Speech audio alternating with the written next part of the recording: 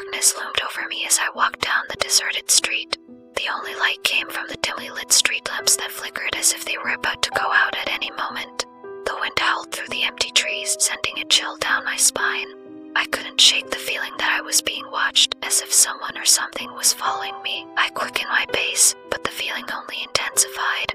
My heart began to race as I heard the sound of footsteps behind me, growing louder and closer with each passing second. I turned around, but there was no one there. I was alone on the deserted street. I continued to walk, trying to shake the feeling of dread that had taken hold of me.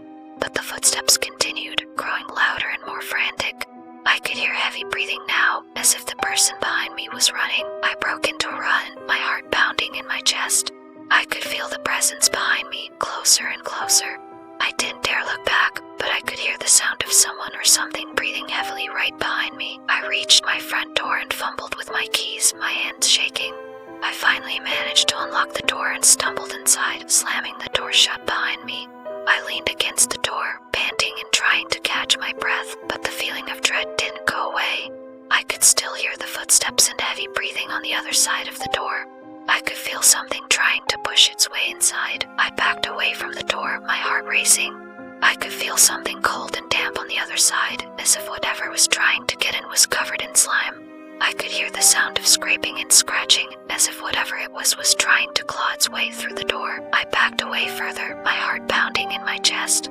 I could feel my stomach churning with fear. I could hear the sound of something heavy hitting the door, as if whatever it was trying to break it down. I turned and ran, my heart pounding in my chest. I didn't stop running until I reached the safety of my bed, where I buried my head under the covers and tried to block out the sound of the thing scratching at my door, but I couldn't shake the feeling of dread that had taken hold of me. I could still hear the thing scratching and scraping at my door, trying to get in. I could still feel its cold, slimy presence on the other side. I knew I wouldn't be able to sleep, not with the thing still trying to get in. I lay in bed, wide awake, listening to the sound of the thing scratching and scraping at my door, trying to get in. I knew that I would never be safe again. I knew that the thing would never stop trying to get in.